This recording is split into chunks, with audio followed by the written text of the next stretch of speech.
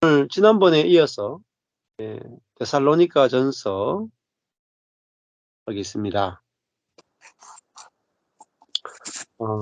데살로니가전서 1장 6절부터 보겠습니다.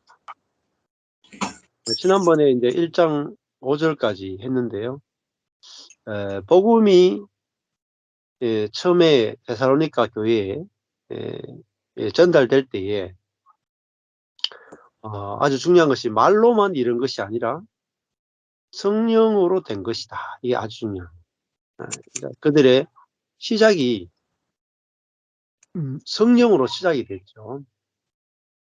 그러기 위해서는 사실 그 전하는 사람이 아주 중요해요. 그래서 바울이 자신의 지혜의 말로 전하지 않았다. 지혜의 말.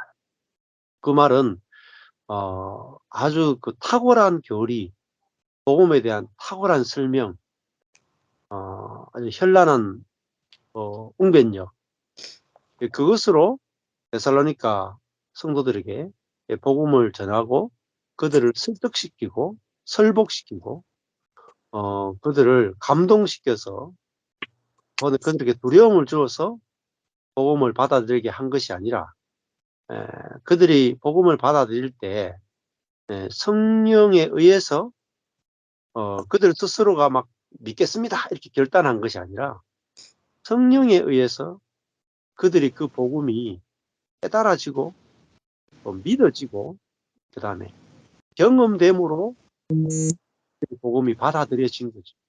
그러니까 그들이 주체가 돼서 받아들인 게 아니라 성령에 의해서 그 새 생명을 경험함으로 복음을 경험함으로 받아들이게 된다는 거죠.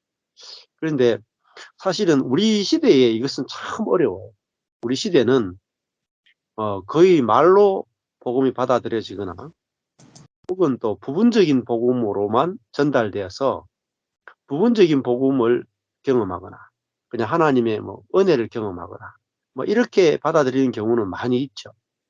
그렇지만 여기서 바울이 말하는 것처럼 그 능력과 또 이 능력의 새 생명의 능력과 또 새 생명의 성령과 그 성령에 의해서 그 복음이 다 이루어진 그 복음이 큰 확신으로 그들에게 경험되고 실제가 된 것은 이거는 이제 우리 시대에 잘 경험하기 힘든 거라는 거죠. 그런 차이점들을 좀 알 필요가 있습니다.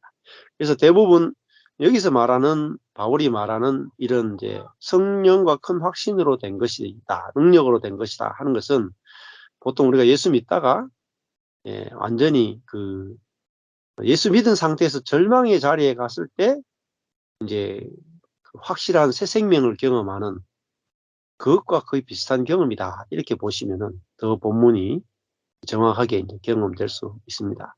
뭐 지금 시대에는 우리가 이렇게 경험할 수밖에 없습니다.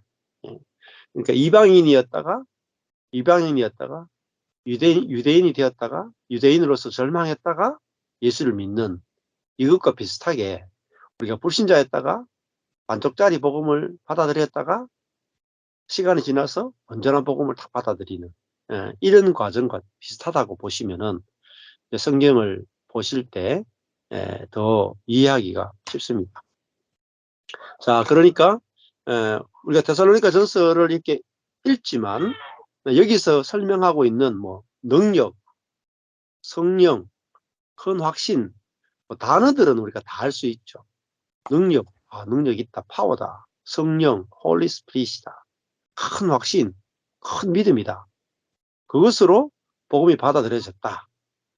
뭐 어려운 건 단어가 어려운 건 하나도 없어요. 다 쉬운 단어예요. 근데 이게 쉬운 단어고 아는 것 같은데 중요한 건 경험과는 완전히 다른 세계다. 그래서 성경 해석이 어떻게 보면 되게 쉬워요. 너무 쉬운 단어니까. 근데 경험으로 가면은 이거는 불가능에 가까워요. 해석 자체가 불가능에 가깝습니다. 그래서 뭐가 필요하겠어요? 성령에 의해서 경험돼야만 여기서 성경에서 말하는 한 단어가 진짜 내 것이 되고 이제 경험되는 게 되어진다는 거죠. 자, 그러니까 성경을 읽어도 이것이 이제 올바른 경험인지 아닌지도 성령께서 이렇게 열어줘야만 이게 내게 체험이 되어지고 알아지는 거다. 이렇게 할 수가 있습니다. 그래서 이렇게 성경을 한 장 한 장 이렇게 쭉 풀어서 성경을 계속 공부하는 것이 상당히 중요합니다. 그래야 내가 어느 부분을 모르고 어느 부분을 알고 이게 축축축 나누어지고, 그 다음에요, 중요한 게 그 복음이 내게 능력과 성령과 큰 확신에 의해서 믿어지고 경험되는 게 중요해요. 자, 그럴 때 그 복음이 그 바울의 말로만 증거된 게 아니라 미련하고 약한 자리에 있는 바울을 통해서 성령이 그 복음을 받아들이는 사람에게 확신을 줘야 되고, 또 바울의 안에 계신 성령이 바울을 통해서 말씀하셔야 돼요. 그러니까 이게 성령이 바울 안에서 하셔야 되고, 받는 사람 쪽에서도 성령이 역사하셔야 돼요. 예. 그래서 복음을 전하는 쪽이나 받는 쪽이나 주체는 성령이다. 자, 그럴 때 우리가 그 바울을 높이는 게 아니죠. 바울은 미련하고 약했잖아요. 미련하고 약한 심히 떠는 바울을 통해서 연합된 성령이 능력 바울 속에서 해방되어서 바울을 통해서 이 일을 하심으로 이 데살로니가 성도들이나 고린도 성도들이 성령에 의해서 미련하고 약하고 두려워 떠는 바울 안에서 해방되신 성령이 고린도 성도와 바울 성도들에게 흘러가서 그들에게 성령의 실제를 경험케 했단 말입니다. 예. 그러니까 주체는 성령이시죠. 바울이 아니라. 이게 아주 중요합니다. 주체가 성령이시다. 사람은 뭐죠? 도구단 말이에요. 바울은 항상 고린도전서 보면은 우리는 하나님의 일꾼이다, 하나님의 도구다 하는 것을 잃어버리지 않습니다. 이게 너무너무 중요해요. 그래서 복음을 전하는 사람이 주체가 자꾸 될 수가 있어요. 그 사람을 높일 수 있습니다. 저도 제가 이렇게 자꾸 전하다 보면은 어떤 분들은 자꾸 저를 높이는 쪽으로 갈 수도 있어요. 근데 그게 아니고, 제가 이렇게 성경 말씀을 한 장 한 장 한 장 풀어드리는 이유는 뭐냐면, 제게 집중하는 게 아니라 1차적으로 말씀에 집중하는 거예요. 말씀이 곧 능력이고, 말씀이 곧 말씀을 통해서 성령이 확신을 준단 말이에요. 그래서 제 설교 듣는 것보다 1차적으로 성경에 포커스를 두고 성경이 무엇을 말하는지 성경에 설복되는 것.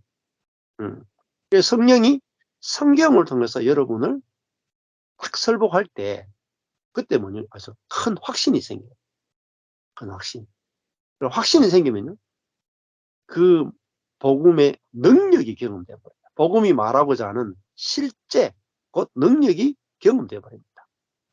사실은 이 성경이 안에 있는 복음이 능력인데, 성령이 확신을 주지 않으면 능력이 체험되지 않는다는 거죠. 자, 그래서 복음으로 충분합니다. 복음으로 충분한데, 거기서 반드시 이 복음을 복음되게 하는 성령이 역사하셔야 된다 하는 거죠. 자, 그렇게 되니까 어떤 일이 벌어졌습니까? 자, 어떤 일이 벌어졌냐? 6절을 가보시죠. 또 너희는 많은 환난 가운데서, 데살로니가 성도들이 예수를 믿는 것 자체가 환난이요. 유대교에서 주변 사람들로부터 완전히 핍박받을 수 있는 환경이고, 그다음에 복음을 받아들이는 많은 사람들은 다 노예들이나 여자들이나 당시에 아주 핍박받고 가난하고 소외당하고 열등한 사람들이 주로 복음을 많이 받아들이게 돼요. 그러니까 그들은 많은 환난 가운데, 사회적 지위로 볼 때도 많은 환난 가운데 있었고, 복음을 받아들이는 순간에 그들은 죽음의 위기에 처할 수 있는 그런 많은 환난 가운데서 복음을 받아들이는 것은 지적인 도경이 안 되죠. 지적으로도 전할 수도 없죠. 그러니까 전하는 사람도 지적으로 전하는 것이 아니라 사실은 목숨을 걸고 전하는 거예요. 그러니까 성령이 아니고 전할 수 없죠. 성령이 아니고 받아들일 수 없죠. 그러니까 사실은 초대교회 때 상황이 복음을 전하기에는 굉장히 나쁜 상황이지만은 어떻게 복음의 실제를 경험하기에는 굉장히 좋은 상황입니다. 지금은 복음을 전하기는 쉬워도 실제를 경험하기 힘들어요. 왜냐하면은 이 복음을 내가 받아들이는데 뭐 핍박이 없으니까 거의 핍박을 거의 뭐 하지 않아도 되는 상황이니까 오히려 쉽죠. 근데 저희들이 어릴 때는 예수 믿는 게 어떻게 보면 어려웠어요. 왜냐하면은 예수 믿으면은 제사라든지 우상 숭배를 다 안 해야 되니까 집에서도 엄청난 핍박을 많이 받은 사람들이 있죠. 그러려면은 그 예수를 믿으려면은 어떻게 믿을 수 있느냐 하면은 성령의 기쁨으로 도를 받았다 이렇게 되죠. 그냥 많은 환난 가운데서 로고스 복음을 받았다 이렇게도 말할 수 있지만 여기 앞에 보면 이제 이렇게 꾸미죠. 성령의 카라 기쁨과 더불어 도를 받았다. 그러니까 그죠? 5절에도 성령으로 여러분이 복음을 받아들였다 이렇게 말하고 6절에도 성령의 기쁨으로 도를 받았다. 그렇죠? 예, 성령의 기쁨. 그것이 경험됨으로 도를 받았다. 예. 그러니까 그 성령의 기쁨이 뭐겠어요? 기쁨. 그 복음을 들었을 때 복음의 영광, 복음이 얼마나 놀라운 것인가에 대해서 감격하고 기뻐함으로 그들이 거기에 대해서 복음을 확신과 기쁨으로 받아들이게 됐다는 거죠. 그래서 복음은요 진짜 기쁜 소식이에요. 정말 정말 기쁜 소식. 우리 인생에서 가장 기쁜 소식이 뭐냐? 복음이. 그러니까 내 옛사람이 끝났다. 끝났고 이제는 내 안에 그리스도가 사신다. 그리스도가 나의 생명이고 나의 전부고 나의 신랑이고 그리스도가 나를 통해서 사신다. 그리스도가 사는 집이고 그리스도가 사는 아내고 그런 그리스도의 종이란 말입니다. 그리스도의 표현체라고 그리스도의 몸이라고 그리스도의 지체라고 이게 내가 그리스도를 부활하신 그리스도를 표현하는 존재구나. 이걸 알게 될 때 우리는 기쁨으로 도를 받게 된다. 생각해 보세요. 이때 이 복음을 받아들였던 사람들이 어떤 사람이에요? 여자, 노예, 그죠? 이방인, 다 인생 찌끄레기들 아닙니까? 그죠? 그러니까 중요 VIP가 아니고, 그러니까 전혀 not VIP예요. 그러니까 전혀 중요하지 않은 있어도 되고 없어도 되는 그런 존재들이었다. 그런데 전혀 중요도가 없는 이름 없는 인생들인데 여자고 어린아이고 노예고 이방인이고 이렇잖아요. 하찮은 존재들이잖아요. 그런데 그런 나라는 존재가 하나님의 생명을 표현하는 존재가 됐다. 하나님의 영광의 광채란 말입니다. 그러니까 내 인생의 목적, 영원한 목적, 인생의 영원한 영광을 발견한 거예요. 이걸 발견하게 되면 다른 게 다 시시해진다. 뭘 해서 우리가 내가 하나님의 몸이 되냐? 안 그렇겠어요? 뭐, 사실 내 자신으로, 예를 들면은 요즘 대통령을 치면 좀 그렇지만은, 우리가 이름 없는, 지금 여기 보면 다 이름 없는 사람들이단 말이에요. 별로 중요한 사람이 없어. 근데, 우리가 만약에 내가 중요하지도 않은 이런 인생인데, 만약에 지금 대통령이 여기 목 밑으로 다, 마비가 됐다고 쳐봅시다. 마비가 됐어. 여기밖에 못 써. 머리밖에 못 써. 근데, 요 밑에 몸을 구하는 거야. 밑에 몸을 구하는 거야. 이제 자기 몸을 대통령의 머리에 붙여줄 사람을 구하는 거야. 근데, 우리가 하찮은 이 몸이 그 대통령의 이 몸으로 딱 붙으면 우리 몸이 뭐 하겠어요? 대통령과 딱 연합이 되면은 내 몸이 대통령의 몸이 되잖아요. 그죠? 그러면 내 몸이 무슨 대접 받겠어요? 대통령의 대접 받지 않겠어요? 응? 청와대도 막 날락날락거리고 대통령하고 같이 다니고 대통령이 하고 분리가 안 되잖아요. 연합되어 있잖아요. 대통령과 하나잖아요. 대통령의 모든 영광스러운 자리에 다 하는 거예요. 예? 국외 정상들이 오면 그 자리에 참석하고 대통령 함께 자고 대통령 함께 먹고, 어? 내 손이 가서 탁 악수하면 내 손도 대통령의 손이 발도 대통령의 발이고. 그렇죠? 그러니까 우리가 하나님이 내 안에 들어와 사시고 내가 하나님의 몸이 됐다. 이게 놀라운 거예요. 놀라운. 그러니까 생각도 하나님의 영이 우리 안에 들어와서 내 생각이 하나님의 영의 생각을 표현하는 생각이 되는 거예요. 하나님의 영은 내 생각을 통해서 표현되고요. 하나님의 영이 내 감정을 통해 표현되고요. 하나님의 영이 내 의지를 통해서 표현됩니다. 또 하나님의 영이 내 몸을 통과해서 표현된다. 그러니까 너무너무 중요한 거죠. 우리 존재가. 하나님이 거하는 집이니까. 대통령의 집이다. 하나님이 거하는 성전이다.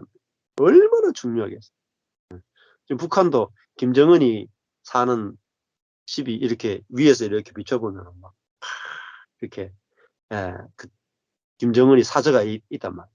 그러면 이렇게 가는 통로하고 뭐 지하 통로하고 이렇게 위에서 막 찍어 다 보더라고. 어마어마하게 지어놨죠. 대통령의 집도 중요하지만요. 대통령의 몸은 더 중요해요. 우리가 하나님의 집이라는 개념보다 하나님의 몸이라는 개념은 더 놀라워. 그러니까 사람에게서 사람들이 가장 되고 싶은 게 뭐냐면 하나님처럼 되고 싶은 거예요. 그렇죠? 하나님처럼 되고 싶은 게 사람의 가장 큰 죄성이었죠.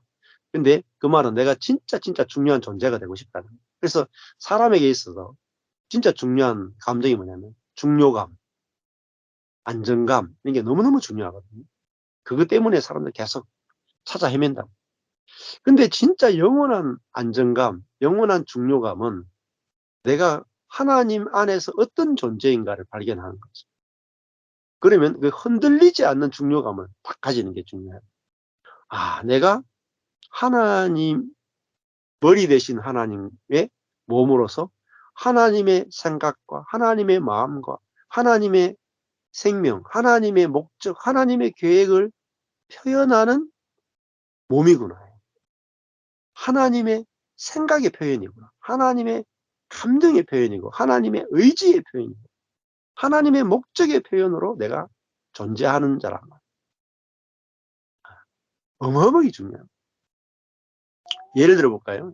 옛날에 이제 그런 사람이 있었어요. 6.25 전쟁 때 폭탄이 막 터졌거든요. 그래서 제가 어릴 때 이런 사람이 있었죠. 이렇게 이제 폭탄이 터지면서 팔이 잘려가는, 밑에 하체 다리가 잘려. 그래가지고 이 머리하고 몸밖에 없는 사람이 있어요. 그렇죠? 폭탄 터지면서 이게 팔다리가 다 잘려가. 근데 팔다리 다 잘라도 살아요. 빨리 이제 응급수술만 하면. 그러면 요게 머리하고 몸뚱아리밖에 없죠. 근데 그 머리하고 몸뚱아리밖에 없는 사람은 어때요? 계속 굴러다니나. 하루 종일 굴러다니나. 어디 가기도 힘들어요. 이 몸뚱아리밖에 없는, 머리와 몸뚱아리밖에 없는 사람의 최고의 소원은 뭐겠어요? 최고의 소원은 팔과 다리를 가지는. 근데 그 팔다리를 가지는 소원은 뭐예요? 절대적 필요예요. 절대적 필요. 절대적 소원이에요. 어. 우리가 여기 팔 하나만 없어도 얼마나 불편합니까? 안 그래요? 이 위에 팔 두 개 없어도 엄청나게 불편하죠. 심지어 다리 두 개 없다. 어마어마하게 불편해요. 예. 다리 하나만 이렇게 잘려도 엄청나게 불편해요. 근데 이 팔다리가 없는 이 몸뚱아리, 머리와 몸뚱아리밖에 없는 사람한테는 뭐 닉 부이치치 하는 사람 있잖아요. 다 없는 요것밖에 없는 사람입니다. 예. 팔다리를 붙여주면 뭐 자기 가진 거 다 안 주겠습니까? 하나님의 소원은 뭔지 아십니까? 하나님의 소원은 하나님 자신을 보이게 표현할 수 있는, 모든 만물이 볼 수 있도록 표현할 수 있는 하나님의 몸을 가지는 거예요. 이게 하나님의 소원. 그러니까 우리 자신이 세상에서는 정말 시시해요. 안 그렇습니까? 세상에서는 정말 시시한 존재예요. 세상에서 중요하다 그래도요, 우리 뭐 80년 살면 강건한 거예요. 80년 넘으면요, 대통령도 시시해지고요. 대통령 해도 아무 소용없어. 예. 이건희 회장도 70 넘어가니까 뭐 완전히 그냥 쓰레기처럼 살다가 갔잖아. 근데 인간은요, 그런 세상적인 기준으로 중요한 게 아니에요. 인간의 존엄성, 인간의 중요감은요, 가장 인간의 내 존재가 얼마나 중요한지는 하나님의 몸이다 말. 하나님이 자신을, 영이신 하나님이 자신을 표현할 수 있는 혼이다 말. 혼과 몸, 인간의 혼과 몸은요, 어마어마하게 중요해요. 영이신 하나님이 인간의 혼과 몸을 통해서 자신의 존재를 모든 사람들이 볼 수 있도록 실제화시켜내신다. 이게 신약의 계시예요. 그래서 하나님이 뭐로 나타났어요? 신약에 보면은 예수 그리스도라고 하는 사람 안에서 자신을 완전하게 계시하셨다. 구약 때 하나님이 자신을 계시한 것하고 신약의 예수 그리스도를 통해서 자신을 계시한 것은요, 계시의 발전으로 보면 어마어마한 발전이에요. 근데 예수 그리스도 한 사람 안에서 자신을 표현하신 하나님이 이제는 예수 그리스도 한 사람이 아니라 예수 그리스도를 통해서 거듭난 그 교회를 통해서 자신을 표현해 나신단 말이에요. 그러니까 우리가 교회로 살아야 되는 것은 뭐냐면은 우리 자신의 소망이 아니에요. 우리 자신의 뭐 필요 때문이 아니에요. 하나님의 갈망 때문이에요. 그러니까 우리가 하나님의 갈망, 하나님의 소원을 모르면 사실 성경을 모르는 거예요. 그 하나님의 갈망에 비추어 보니까 우리 자신이 하나님께 얼마나 중요한 존재인가, 하나님은 우리를 얼마나 귀하게 여기시는가를 보게 되는 거예요. 이걸 딱 보고 나니까 제가 뭐 목회 망해도 되더라고요. 목회 성공과 실패가 안 중요한 거예요. 왜? 내 존재가 하나님이 거하시는 하나님의 표현체, 하나님의 를 표현할 수 있는 혼을 가진 존재, 하나님을 표현할 수 있는 몸을 가진 존재. 야, 예, 그런 존재란 말이에요. 이미 우리는 그런 존재란 말이에요. 자, 그러니까 이 영광을 보는 것이 중요합니다. 저도 이 영광을 보니까 다른 것들이 시시해진다. 예, 뭐 지적으로 똑똑해진다. 다른 사람보다 탁월한 생각을 한다. 신학자가 된다. 뭐 돈을 많이 번다. 유명해진다. 이런 게 안 중요해요. 사람들에게 인정받는 게 중요한 게 아니라 하나님과 연합되어서 하나님을 드러낼 수 있는 존재. 예, 그게 인간의 의미고 목적이고 영광이다. 그래서 바울이 계속 뭐 하죠? 복음으로 복음이 증거된다는 말은, 또 성도들이, 데살로니가 성도들이 복음으로 성령으로 복음이 경험된다는 말은 이 성도들이 뭐죠? 성령을 표현할 수 있는 존재가 됐다. 그 하나님의 영을 표현하는 존재가 된 거죠. 예. 하나님의 생명을 드러내고 하나님이 어떤 분인가를 자기 존재를 통해서 하나님을 자기 안에서 해방시켜서 드러낼 수 있는 존재가 됐단 말이에요. 그래서 우리 자신이 하나님께 얼마나 필요하고 귀한 존재인가를 보게 됐을 때 그들은 하나님의 그게 사랑이다. 그게 하나님의 은혜란 말이에요. 아무것도 아닌 피조물에 불과한 우리를 하나님 자신의 몸으로 하나님 자신의 표현체로 우리를 써주시는 것이 너무 기뻐가지고 성령의 기쁨으로 말씀을 받아들이는 거예요. 이런 거 비슷하겠죠. 아주 그 멋있는 남자가, 정말 멋있는 남자가 와가지고 어떤 시골 처녀한테 와가지고 아주 왕자님이 와가지고 시골 처녀한테 와서 내 알을 낳아도 시골 처녀가 이야 내가 이 왕자님의 아들을 낳는 존재로 부름받았잖아요. 내가 그냥 시골에 있으면 시골 처녀로 살다가 끝났을 텐데 왕자님이 와서 내가 왕이 되는데 내 아이를 낳아달라. 그럼 뭐겠어요? 왕자를 낳아달라. 그럼 그 시골 처녀가 이야 내가 시골 처녀인데 왕자를 왕자의 청혼을 받으니까 그죠? 내 속에서 뭐가 나오냐면 시골 처녀인데 시골 처녀가 나오는 게 아니고 시골 남자가 나오는 게 아니고 왕자가 나와버리네. 그러니까 내가 사람인데 하나님의 생명을 받으니까 하나님의 생명을 잉태해서 하나님의 생명을 열매로 내놓는 존재가 됩니다. 근데 이것만큼 영광스러운 게 있겠습니까? 우리 인생에서 어떤 일을 해도 이것보다 더 영광스러운 일이 없어요. 그러니까 성령을 받아서 성령을 잉태해서 성령의 열매를 내놓는다. 이것만큼 중요하고 이것만큼 영광스러운 일이 없단 말이에요. 근데 이 영광이 보이면 다른 것들은 어떤 고난을 겪어도 문제가 아니에요. 근데 이게 영광이 없으니까 다른 것이 너무 중요한 거예요. 너무너무 중요한 거예요. 그러니까 가장 중요한 인생의 가장 중요한 목적이 보이면요. 다른 것들은 안 중요해요. 이래도 되고 저래도 되는 거예요. 안 그렇겠어요? 내가 시골 처녀인데 왕자가 내한테 와서 나하고 결혼합시다. 결혼해서 내 아이를 왕자를 낳아주십시오. 그렇게 했어요.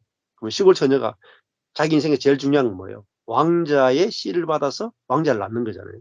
자, 그러면 이 시골 처녀는 서울대학교 가려고 공부하겠어요? 네? 그게 중요합니까? 돈이 많은 게 중요합니까? 이쁜 게 중요합니까? 하나도 안 중요합니다. 다른 친구들에게 인정받는 게 중요합니까? 안 중요해요. 우리 부모님 뭐 돌아가신다. 별로 안 중요해. 어. 자기에게 유일한 이제 목적, 유일한 영광은 왕자의 아이를 낳을 수 있는 존재로 부름받았다는 거죠. 그것이 가장 영광스럽게 보이면 다른 모든 것들은 없어도 괜찮은 거예요. 없어도. 그게 성령의 기쁨이에요. 성령의 기쁨. 그렇잖아요. 근데 이 기쁨이 발견 안 되죠. 그러면요. 잡다한 문제에 다 쓰잘데없는 문제에 다 노예가 돼가 살아. 자존심의 노예. 응? 우리가 뭐 아내의 말 한마디에 뭐 상처를 받고 남편의 말 한마디에 상처를 받고 성도의 말 한마디에 상처를 받고 목사님의 행동 하나에 깊이 상처를 받고 응? 다 뭐예요? 자녀들의 문제 때문에 막 우울증이 오고 부모님 때문에 깊이 상처를 받아가지고 대인기피증에 빠지고 정신병에 걸리고 전부 다 뭡니까? 자기 문제가 어마어마하게 커 보이는 거예요. 사실 별 문제도 아니에요. 우리가 진짜 인생에 중요한 문제가 있으면 이 문제는 안 중요한데 진짜 인생의 중요한 문제를 모르니까 별로 안 중요한 일에 목숨을 걸어버립니다. 목숨. 네. 그렇죠? 그래서 야 인생에서 가장 중요한 것은 뭐냐? 예, 내가 죽고 예수가 사는 거. 이 영광이 보이면 다른 것들은 다 시시하게 보입니다. 그리고 모든 것들이 쉬워지고 단순해지는 거죠. 그러니까 사람은 예수님이 그렇게 말씀하셨잖아요. 예수님이 광야에 40일을 굶었어요. 40일 굶어서 광야에 있는데 얼마나 배고프겠어요. 40일 굶은 사람한테 먹고 사는 것이 중요합니까? 안 중요합니까?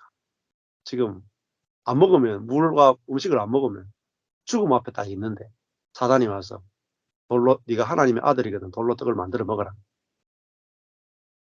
예수님이 말하겠냐면 사람이 떡으로만 살 것이 아니고, 떡으로 살긴 산다는 거죠.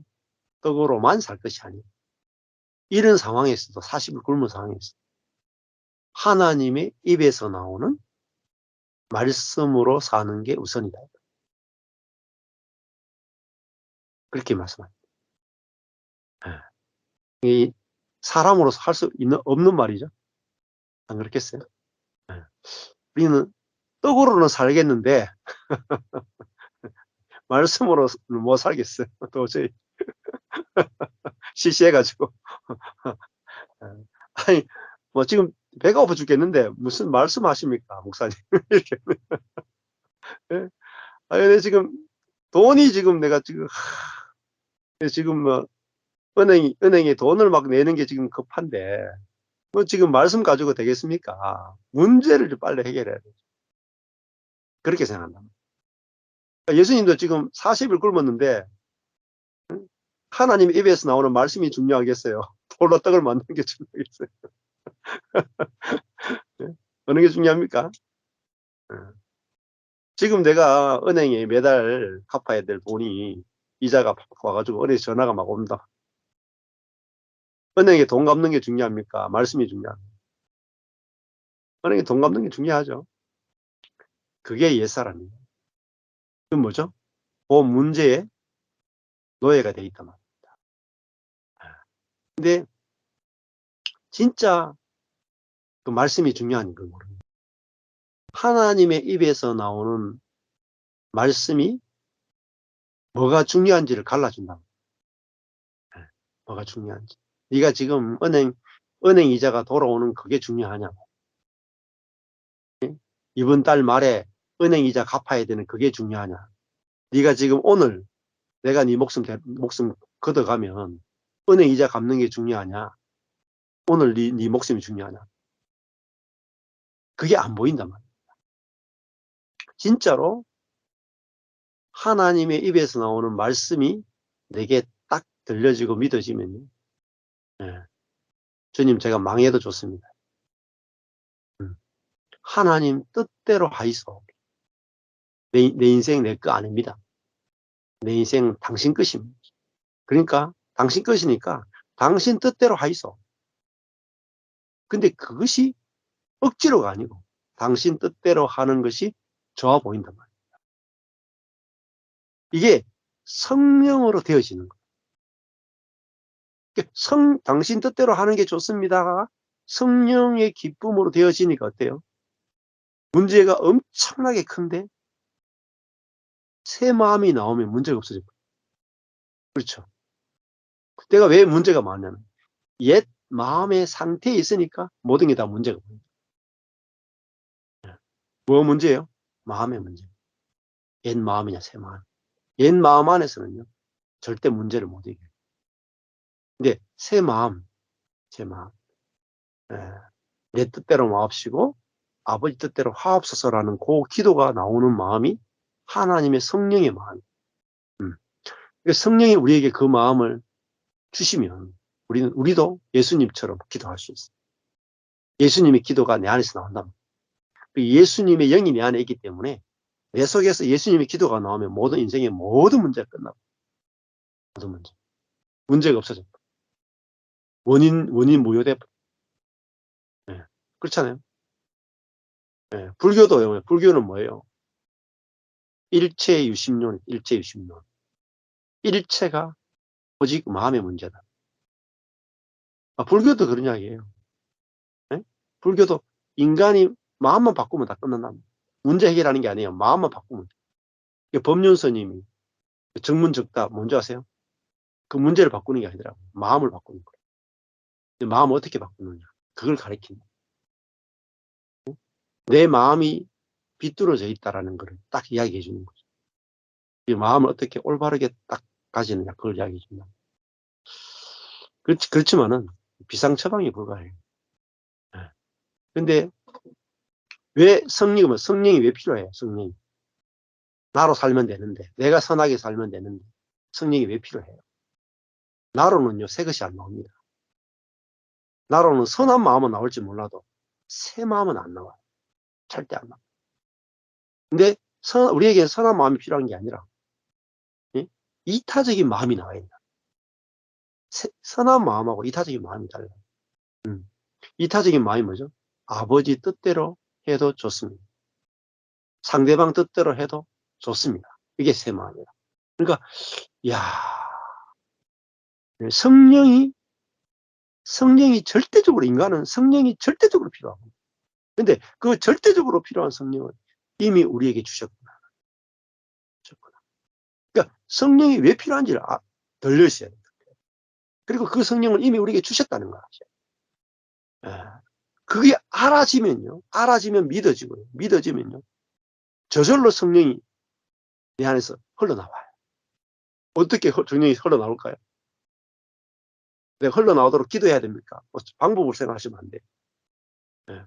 성령이 진짜로 필요하고, 성령이 어떤 일을 하시고, 우리 안에 있는 성령이 지금 어떻게 일하기를 원하시고 하는지, 그것에 대해서 듣고 알고 믿어지고, 성령이 일하실 것, 살아계시기 때문에 일하실 것에 대해서 믿어지면 저절로 나와요.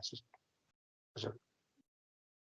그래서 성령의 기쁨으로 도를 받았다 하는 것은, 이제 성령으로 사는 것, 그게 그리스도인의 삶의 전부입니다.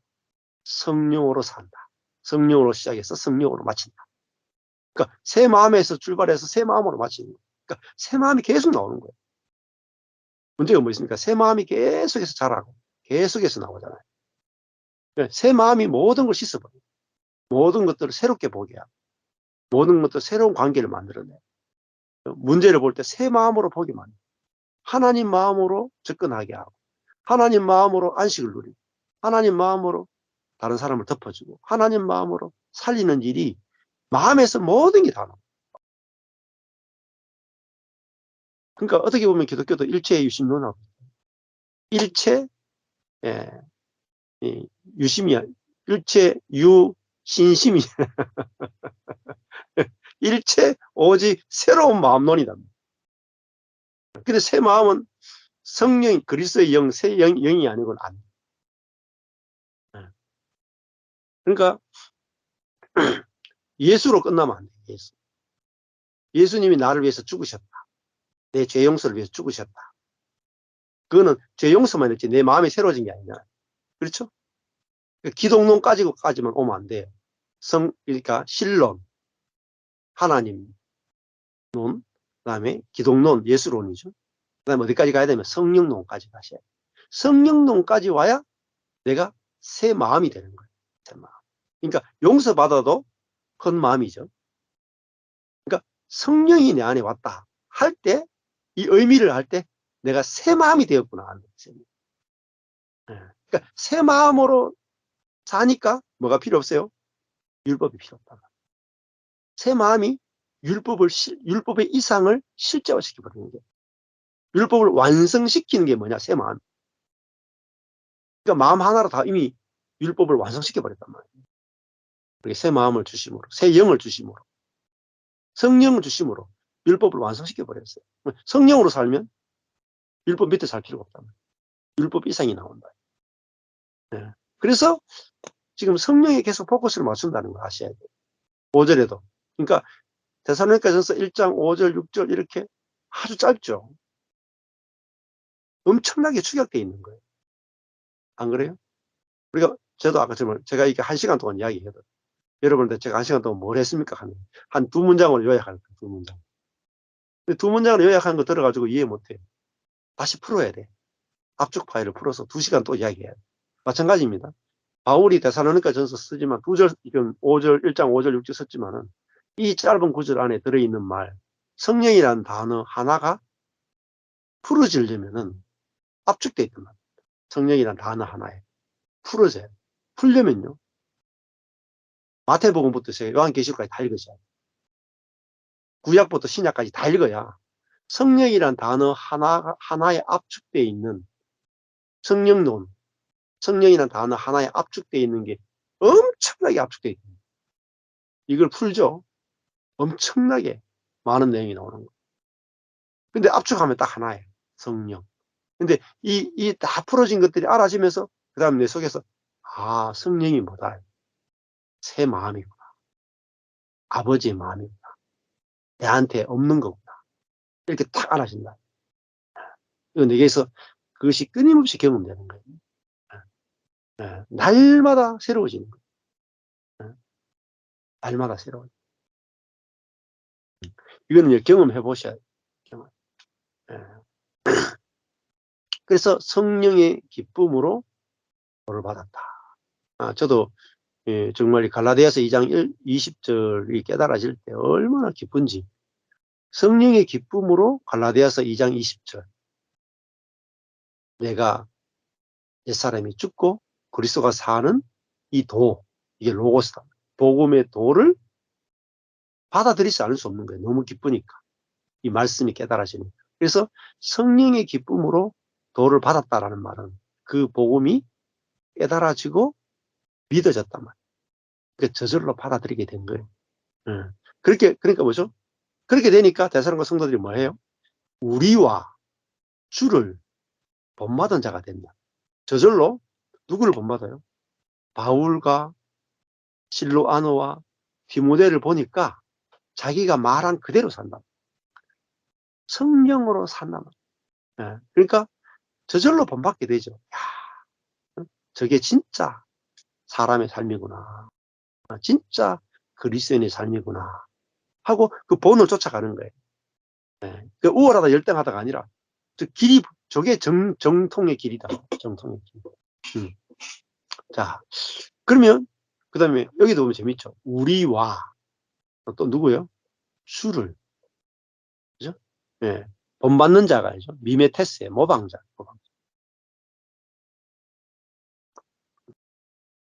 그대로 모방한다. 모방. 그러니까 예수님의 예수님의 삶과 뭐죠? 바울과 실로아노와 디모데의 삶이 똑같았단 말이에요. 똑같으니까 뭐죠? 데살로니가 성도들도 예수님의 삶과 바울과 실로아노와 디모데의 삶과 똑같은 삶을 사는 거예요. 가능한 거예요. 왜냐하면 바울과 실로아노와 디모데나 예수님이나 똑같이 뭐로 살았어요? 예수님이 뭐로 살았어요? 네. 이렇게 딱 아셔야 돼요. 예수님은 어떻게 살았는가? 성령으로 살았다. 바울과 실로아노와 디모데 어떻게 살았는가? 성령으로 살았다. 데살로니가 성도 우리 어떻게 사는가? 성령으로 산다. 다 똑같죠? 그게 본받는 거예요. 인격을 본받고 헌신을 본받고 열정을 본받고 이런 게 아니에요. 뭐로 사는 거? 새 생명으로 사는 거. 성령으로 사는 거. 은혜로 사는 거. 그 안에서 다 똑같은 거예요. 모든 사람과 똑같은. 그게 본받는 거란 말입니다. 자,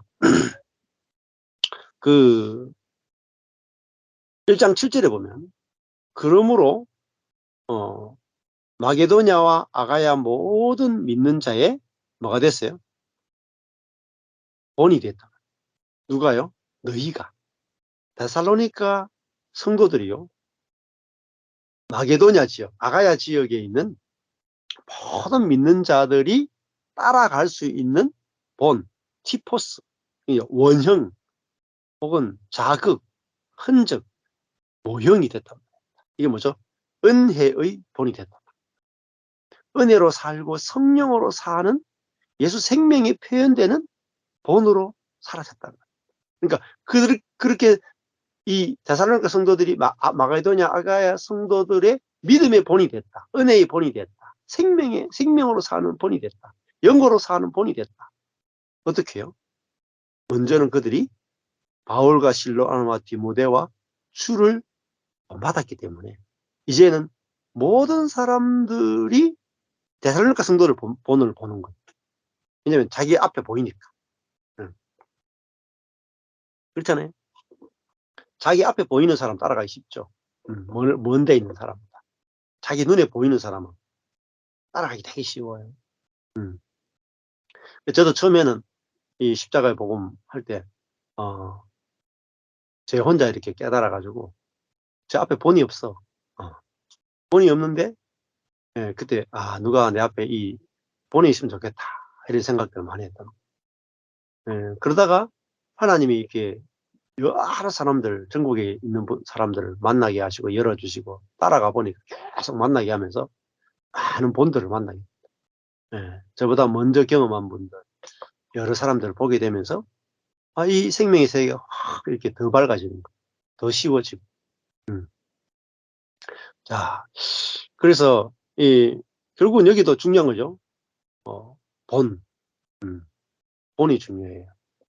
그래서, 바울과 실로아나와 디모데와 또 그리스도가 우리 앞에 가는 생명의 길, 십자가의 길을 가는 본이 됐고, 이 세살로니가 성도들도 그 본을 따라갔으니까 그들도 또 마게도냐 아가야 성도들의 본이 됐죠.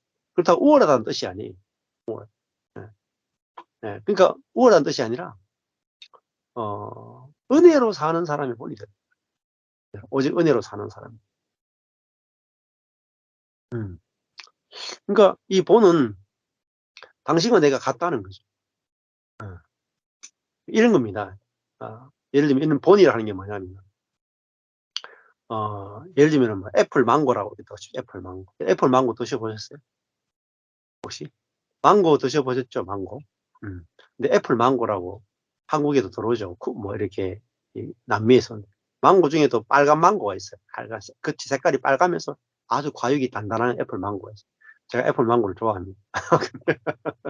미국 가서 먹어보니까 이 애플 망고 이게 미국 가서 먹으니까 중국 가게에서 이렇게 파는데 싸더라고요. 애플 망고가. 우리나라 들어오면 하나에 10,000원 해요. 애플 망고 하나에 10,000원 해. 근데 저 미국 가서 먹으면 하나에 500원 해요. 한 20배 쌉니다. 그러니까 미국 가서 먹으면 애플 망고 있잖아요. 가격이 너무 싸가지고 사람 잘 안 사 먹어. 근데 저는 딴 거 사주지 말고 그거 싼 거 애플 망고 사달라. 많이 못 먹고 왔어요. 아쉬워. 한국에 와서 먹고 싶어도 아내가 잘 안 사주네 비싸다고. 혼자 홀떡홀떡 사 먹을 수도 없고. 근데 애플 망고 씨앗을 제가 가져왔다고 쳐봅시다. 애플 망고를 가져와 가지고 애플 망고 씨앗을 심었어. 예, 심어가지고 우리나라에 없던 거란 말입니다. 근데 요즘은 이제 이렇게 밑에 진도, 뭐 제주도, 진도 남쪽 지방 가면 애플 망고를 키우고 한국산 애플 망고가 나오기 시작했어요. 하우스 재배로. 근데 그거 처음에 농사 짓는 사람들이 그 씨앗을 가져와서 애플 망고 나무를 만들어 가지고 한 4년, 5년 되면 망고가 열린단 말입니다. 근데 그 사람이 본이죠. 농사의 본이잖아요. 야, 이 씨앗을 심었더니 애플 망고가 열리는데, 야, 애플 망고가 이렇게 맛있구나. 그러면은 사람들이 뭐죠? 다 같이 씨앗을 가져가서 그 씨앗을 심어가 다 똑같이 애플 망고가 나오는 거예요. 이게 본이. 예. 자, 그러니까 예수 그리스도의 삶을 보면서 뭘 봐야 돼요? 예수님 안에 성령이 떨어지니까, 성령의 씨앗이, 생명의 씨앗이 떨어지니까 뭐가 나왔어요? 예수님 속에서, 사람 속에서 성령의 열매가 나왔단 말이에요. 그럼 뭐죠? 사람 속에서 성령이 나오네? 하나님의 생명이 나오네? 이게 본이에요. 그랬더니 바울과 실로아노와 디모데 보니까 별시답지 않은 사람이라. 별시답지 않은 사람인데 성령의 생명이 떨어지니까 아니 생명이 나오네? 이게 본이에요. 그러니까 이 사람들이 대단하다는 게 아니에요. 뭐가 대단한 거예요? 이 생명이 대단한 거예요. 생명이. 애플 망고, 애플 망고의 그 생명이 중요한 거예요. 그러니까 그 남미에서는 애플 망고가 막 많이 열리잖아요. 한국에 열릴까 안 열릴까 막 했는데 가져와 가지고 하우스에 재배해 보니까 한국에도 그 정도의 당도의 애플 망고가 나오는 거예요. 그러니까 땅의 문제가 아니죠. 생명이 문제란 말입니다. 그러니까 예수님을 볼 때 뭘 봐야 되는지 아십니까? 예수님 자신의 대단함을 보시면 예수님은 하나님의 생명이 내주에서 하나님의 생명이 100% 해방된 분이란 말이에요. 그러니까 우리 속에 들어와 있는 하나님의 생명이 100% 해방되면 어떻게 되느냐? 예수님처럼 된다. 포커스가 생명이에요. 하나님의 생명. 그게 본이에요. 자, 그러니까 바울과 실로아노와 디모데는 무슨 본이냐면 하나님의 생명이 자라나는 밭의 본이에요. 바울과 실로아노와 디모데가 대단한 게 아니에요. 저도 마찬가지예요. 제가 여러분에게 본이단 말이에요. 본. 무슨 본이에요? 제가 대단하다는 본이 아니고 제가 밭의 본이에요. 밭. 여러분과 제가 똑같은 밭인데 제게서 생명이 나온다면 여러분 속에서도 당연히 생명이 나온다는 그 본이에요. 예수님 속에서 생명이 나왔다. 바울과 실로아나 디모데에게서 생명이 나왔다. 데살로니가 성도들 속에서 생명이 나왔다. 하는 건 뭐죠? 마게도냐 아가야 성도들 속에서도 생명이 얼마든지 나올 수 있다는 본이. 쉽죠? 네. 이게 진짜 복음이다. 다 된단 말이야. 누구나 다 된다. 잘난 놈 없단 말이야. 네? 나보다 더 나은 놈 없단 말이야. 탁월한 사람 없단 말이야. 위대한 그리스도인 없단 말이야.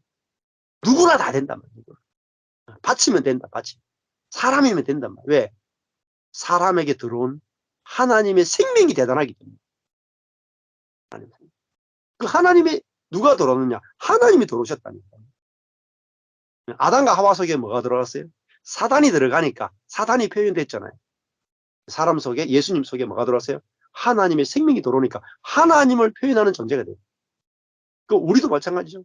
우리가 첫 번째 태어날 때는 사단의 생명을 받으니까 사단을 표현하는 존재였다면 이제는 우리가 성령을 받았기 때문에 하나님의 생명이 표현되는 존재가 됐단 말이에요. 내가 대단한 게 아니고요. 포인트는 내게 들어오는 생명이 놀라운 하나님의 생명이다. 포인트는 그거예요. 포인트를 잡으셔야 돼요. 기쁘지 않습니까? 네? 나라는 밭이 하나님의 생명을 내놓을 수 있는 밭이다. 네. 예를 들어볼까요? 네. 이 산이 있어요. 산이. 제가 노년에 하고 싶은 게 뭔지 아십니까? 산을 사고 싶어. 제 소원에 한 1억 정도 해가지고 산을 하나 사는 거예요. 한 10,000평, 20,000평짜리 산을 사가지고요. 그게 뭘 심고 싶으냐면은 제가 나물 방송을 해요. 각종 나무를 심고 싶어. 그러니까 뭐 대표적으로 이제 참중나무 이런 거. 참중나무는 가시가 없어. 키가요 한 2m, 3m, 4m 자라는데 그거 잘라봐도 돼요. 안 자라게. 근데 나무도 목재로 너무너무 좋아요. 향도 좋고요. 목재 단단하고요. 뭐 만들면 되게 많은 가구들도 만들 수 있고 되게 좋아요. 근데 이 참중나무는요, 심잖아요. 뿌리로 막 번식돼. 저절로 막 올라와. 수확하는 것도요. 그러니까 펴가지고 허리 펴고 이렇게 뚝뚝뚝 따면 돼. 1년에 네, 5차례 따면 돼. 그 번식시키기도 쉬워요. 옆에서 뿌리에서 올라오는 거 있잖아요. 뚝 떼가지고요. 옆에 가서 심으면 또 막 자라나요. 근데 그거 있잖아요. 이만큼 한 다발에 해가지고 무조건 5,000원이거든요. 한 20년, 30년 지금 한국, 대한민국이요. 지금까지 계속 자라오는 동안에 참중나무는 한 다발에 가격이 항상 일정해. 떨어지고 높아지고 없어. 항상 높은 가격에 돼요. 근데 산에 그것만 심어도요. 먹고 사는데 시장 없어요. 네. 그런 것만 아니라 심을 수 있는, 재배할 수 있는 그냥 농약 하나도 안 치고요. 그냥 심어 놓으면 쫙 삼립국화 이런 거 있잖아요. 심어 놓으면 잡초도 안 나요. 쫙 조금만 관리해 주면 쫙 번져나요. 이거 보세요. 임야 만평이죠. 임야 만평인데 사람들이 임야 안에 어떤 나무를 심어야 되는지 어떻게 관리해야 되는지 거기에 나오는 임산물을 어떻게 쓰는지 하나도 몰라. 그래가지고 그냥 만평짜리 임야를 5천만 원에 팔기도 하고 싼 거는 뭐 2천만 원에 팔기도 하고 어떤 거는 1억 5천 2억에 팔기도 하고 이렇게 팔거든요. 그 안에 얼마나 놀라운 생명이 심겨지느냐에 서 가격이 달라져. 그쵸? 임야를 거기에다가 그런 나물들을 심고 그다음에 거기를 이제 아주 그 정원으로 큰 정원으로 갖고 오면 관광도 되고 막 하면은 어마어마한 부가가치가 생겨나죠. 같은 땅인데 안에 어떤 생명을 심느냐에 따라서 완전히 모든 게 달라지죠. 그걸 대표적으로 제일 잘 보여주는 게 뭐냐면 순천만. 순천만. 순천만 습지죠. 예. 그 습지 전부 다 못 쓰는 땅 아닙니까 제대로. 예. 순천 습지 이거 뭐 그냥 뭐 이렇게 뭐 이렇게 뭐 조개나 캐고 뭐 이런 땅 아닙니까? 제대로 쓸 수 없는 땅 아닙니까? 근데 지금 시대가 되는 뭐죠? 순천만 습지가 뭐가 됐어요? 세계적인 그 환경, 습지를 구경할 수 있는 엄청난 그 이렇게 전망이 너무너무 좋죠. 그리고 거기에 막 어떻게 됐어요? 이렇게 막 다리를 놔가지고 깊이 들어가서 사람들이 걸을 수 있는 이제 그 습지 관광 코스가 됐죠. 거기다가 이제 그 습지를 보존하기 위해서 뭐 했느냐면 그 바로 위쪽 지역에 습지를 보존하기 위해서 만든 게 뭐냐면 정원박람회를. 그래서 그 습지 옆에 엄청난 크기의 정원을 만들어서 세계 정원박람회를 열었죠. 일회성을 했다가 해보니까 너무 괜찮거든요. 그러니까 이번에 이제 2회 국제 정원 박람회 하면서 이제 이 정원을 더 키워버린 거예요. 엄청난 규모로 더 키운 거죠. 그러니까 순천이 지금 전라도에서 전라도 전체에서 이제 핵심 도시로 떠오르기 시작했어요. 여수 밤바다 유명하죠. 여수, 순천, 이런 데가 순천이 뜨는 이유가 뭐냐면 그 자연 환경을 원래 있던 거를 가지고 그 안에 완전히 새롭게 한 거죠. 그러니까 순천에 그 정원 가보면요. 정말 살고 싶은 생각이 많이. 그래서 인구가 안 줄 거예요, 순천은. 갈수록 인구가 유입되고 너무너무 노년을 보내기도 좋고 정원이 너무너무 아름답다. 울산에도 그래요. 울산에도 태화강변, 그 대나무 밭길, 십리길. 제가 우리 아들 그 울산에 학교에 있어요.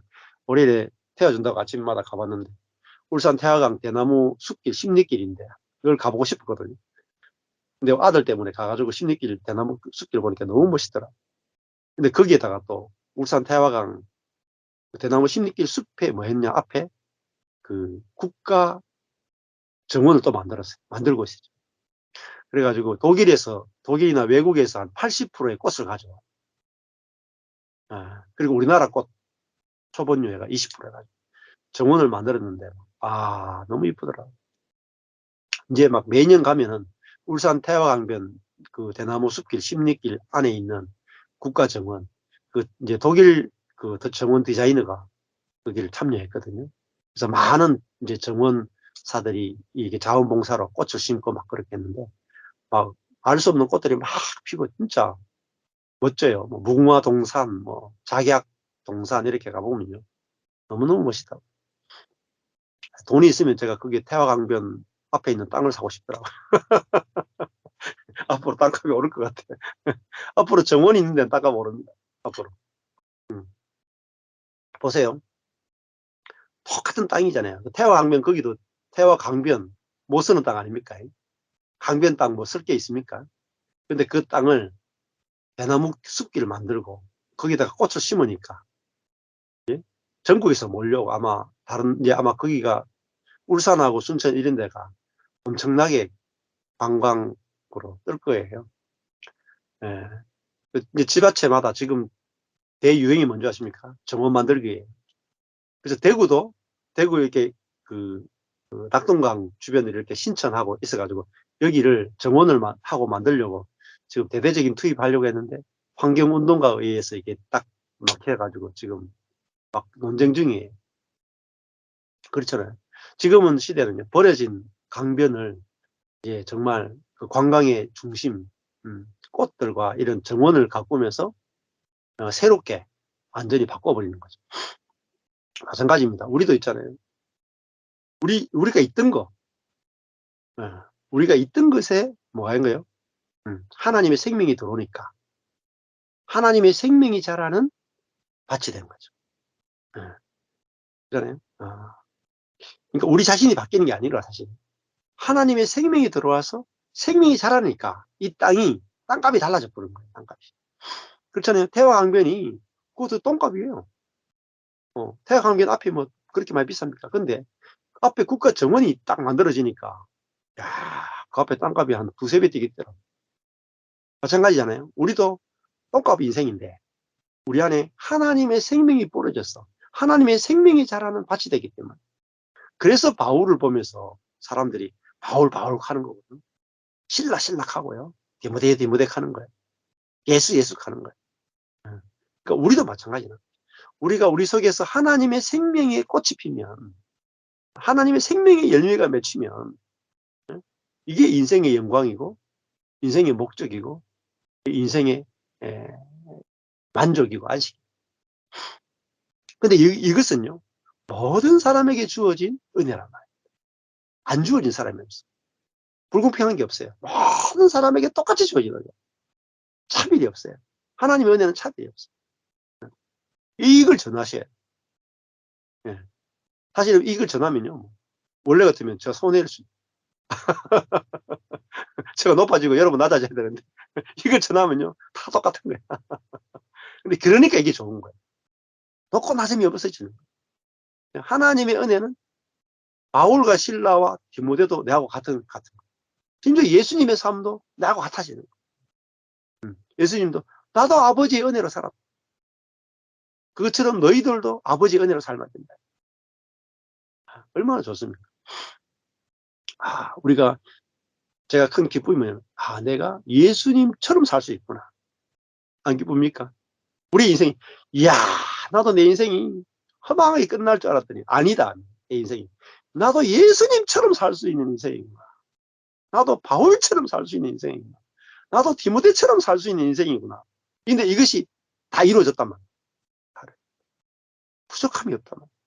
예수님처럼 사는데 부족함이 없어. 왜? 성령 받으면 끝난 거야. 성령으로 살면 끝난 거야. 그러니까 뭐 누가 부르겠어요 세상이. 아무도 안 부러. 예수님처럼 살 수 있다는데 누가 부러워. 여러분 우리가 시시한 생명 받은 게 하나님의 생명을 받은, 다르면 하나님 자신을 받은, 하나님을 소유한 자라. 예? 뭐 롤렉스 시계 하나 꼈다고 이거는. 예, 안 그러겠어요? 여러분 제가 이렇게 시계를 딱 꼈는데 한 1억짜리 정도 된다고 치봅시다. 그러면요 제가 이렇게 여러분 만나러 갔을 때 이렇게 이야기하죠. 시계 봐달라고 1억짜리 시계라고. 안 그렇겠어요? 예. 이 반지 꼈는데 뭐 한 10억짜리 다이아 반지 끼면은 괜히 뭐 이렇게 하고 뭐 이렇게 안 하겠어요? 예? 남자들은 예? 탁 차를 타고 가는데 100억짜리 차를 탁 몰고 갔다. 일부러 100억짜리 탁 차를 몰고 안 가겠습니까? 음, 시시한 거라. 정말 시시한 거라. 왜 시시하냐면은 우리는 온 우주를 창조하신 하나님 자신을 내 안에 소유한 자라. 예. 하나님을 소유한 자, 하나님의 뭐 은사 받았다, 기도 응답 받았다, 하나님의 꿈을 받았다. 이게 아니, 이것도 시시한 거야. 예. 우리는요, 우리 각자가 하나님 자신을 소유한 거예요. 하나님 자신을 우리에게 주길 원하세요. 그래 남편은요, 뭘 주길 원해요, 아내한테? 남편 자신 생명 전체를 다 주길 원해요. 그게 사랑이에요, 사랑. 사랑은 이제 다 주는 거예요. 시시하게 뭐 들어주고 뭐 말고 이런 게 아니라니까. 예? 남편이 아내한테 뭐 아내 소원 들어주고 이런 존재가 아니라니까요. 아버지가 자녀한테 뭐 용돈 더 주고 뭐 이런 존재가 아니잖아요. 자기 생명을 다 주는 거잖아요. 아버지는 자식에게 자기 인생 전부를 주고 자기 생명을 다 주잖아요. 저도 아깝지 않은 거예요. 하나님 아버지도 우리에게 자신의 생명을 주는 거라. 자신을 완전히 주시는 거예요. 그래서 그걸 사랑이라고 합니다. 그러니까 우리가 하나님을 내 안에 소유하는데 어떻게 소유했어요? 영원히 소유해버렸다.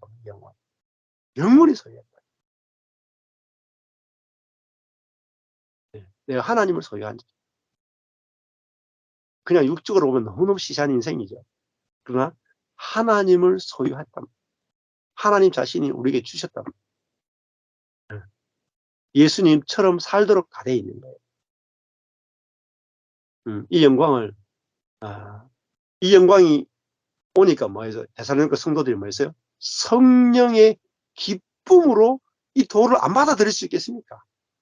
받아들였단 말이에요. 그러니까 그 기쁨으로 사니까 많은 환난 가운데도, 환난이 뭐가 중요합니까? 환난은 뭐죠? 내 안에 있는 하나님의 생명을 해방하는 도구인데, 안 그래요? 나를 깨뜨려서 하나님의 생명을 해방시키는 도구니까 환난이 무슨 문제가 되겠습니까? 그러니까 이 성경 말씀 한 절 알아지는 것이 다 알아지는 거예요, 사실. 그래서 이 복음의 영광을 본다면 우리 인생이 하루를 사느냐 10년을 사느냐가 중요한 게 아니라, 내가 하루를 살아도 이 복음의 영광, 하나님의 사랑, 하나님의 은혜가 그냥 십자가에 나를 대신해 주고, 이 정도의 사랑만 가지고는 내가 만족이 안 돼. 십자가에 내 죄 씻어주는 정도를 뛰어넘는 거예요. 그것을 훨씬 뛰어넘는 거예요. 하나님의 사랑은. 측량할 수 없는 하나님의 은혜라. 감당할 수 없는 은혜라. 그러니까 하나님의 사랑이 감당할 수 없을 정도로 여러분 밀려와야 돼요. 감당할 수 없을 정도로 알아져요. 그것만이 우리 인생을 만족해 한다. 그 사랑, 그 은혜가 우리 인생이, 야, 내가 감당할 수 없는 은혜를 받은 사람이구나. 그러니까 스티브 맥베도요. 감당할 수 없는 하나님의 은혜를 이야기한다. 근데 그 은혜를 저도 옛날에는 막 예수님이 내 죄를 위해 십자가 죽으셨는데 하면서 막 그 패션 오브 크라이스트 보면서 예수님이 얼마나 나를 위해서 저렇게 고통당했는가. 잘 안 느껴져요. 괴로웠단 말이에요. 얼마나 많이 봤는지 몰라요. 제 영화를. 성도들한테 얼마나 많이, 예수님이 우리를 위해서 저렇게 사랑하시고 저렇게 십자가에 찢겨 죽으셨다. 감동이 되죠. 눈물도 나고. 근데 나의 죄를 용서하기 위해서 죽은 십자가 정도가 아니에요. 아예 당신 자신을 내게 줘버린 거. 영원히. 네, 나는 네 거다. 사랑은 그거 아니에요? 나 네 거다. 네 거다. 네. 내가 하나님을 받은 사람, 상속한다. 이게 사랑입니다. 하나님 내 거, 나도 하나님 거. 이게 사랑이냐. 이게 하나라는 거야. 네. 영원히 뗄 수 없는 관계. 사랑 안에서. 네. 이 사랑 안에서 성령의 기쁨이 있다. 그러니까요, 기도 많이 안 하셔도 돼요. 성경 많이 읽는 게 중요한 게 아니에요. 내가 그 하나님의 은혜와 사랑 때문에 내게 성령의 기쁨이 넘치는가. 내 인생이 만족이 됐는가. 내 인생이 안식이 됐는가. 이게 중요해요. 그걸로 전도하는 거예요. 그걸로 전도하면 안 될 수가 없어요, 여러분. 왜냐하면 이 세상에 수많이 고통당하는 사람입니다. 돈이 많아도 뭐 해도 고통 안 당하는 사람. 네. 그러니까 저보다 기쁜 사람 별로 만나본 적이 없어요, 저는. 네. 그러니까 복음을 전할 수 있는 거예요. 그전에는요, 복음을 잘 못 전했어요. 왜냐하면 저보다 더 행복하게 사는 인간들이 너무 많아가지고. 가면 쫄린다니까요. 하이, 저 인간은 예수도 안 믿는데 내보다 잘 살아. 돈도 많고 의사고 막 사업하고. 내보다 더 잘 살고 돈 더 많고 더 능력 있고 더 인정받고 더 행복한 것. 복음을 못 전해. 근데 제가 하나님을 소유한 기쁨을 알게 되고 경험하고 나니까 내가 어떤 사람을 만나도 복음을 전할 수 있게 되더라고. 내가 가장 복받은 사람이에요. 가장 행복한 사람이에요. 가장 큰 은혜를 입은 사람이에요. 그게 있어야 저절로 복음을 전합니다. 네. 그래서 우리에게도 똑같이 그런 은혜가 데살로니가 성도들이 받았던 성령의 기쁨 가운데 도를 받았던 그 기쁨이 저와 여러분 가운데 충만할 수 있게 되길 축복합니다. 네, 감사합니다.